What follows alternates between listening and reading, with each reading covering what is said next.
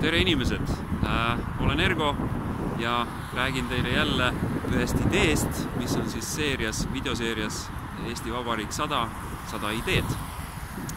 Ja olen jõudnud Pirita promenaadile, kus siis minu ees ja minu selja taga on promenaad ja olen praegu jõudnud sellisesse kohta nagu Maarjamäe mälestusmärk. Ja see mälestusmärk on pühendatud küüditatutele. Ja minnes edasi nüüd minu ideest. Idee on selline, et kuna siin promenaadil inimesed kõnnivad ja suvel on neid inimesi palju, küll sportimas, jalutamas ja niisama juttu rääkimas, siis Maarjamäel on olemas see betoonkonstruktsioon siin maapoolses küljes ja on ka siis siin merepoolses küljes.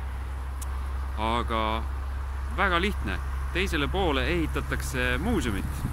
Ja nüüd, et siit promenaadilt saada sinna muuseumisse, on vaja kuidagi üle tee saada.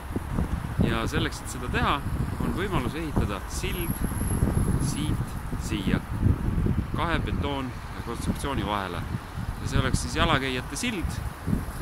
Inimesed saavad üle kõndida, see on praktiline ja teiseks saab seda ka ilusti teha. Nii et linnaisadele või ehitajatele, konkursi tegijatele üks väikene mõte paberile joonistada ja ongi asi tehtud.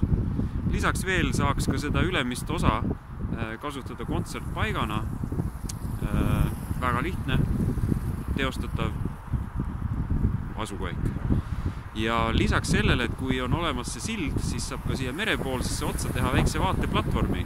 Ja see vaateplatvorm oleks inimestele, kes tulevad lihtsalt vaadet nautima, päikseloojangut vaatama. Seal teisel pool on linn, päike paistab, merevaade, laevad sõidavad ja ka noortele, kus siis koht lihtsalt olla.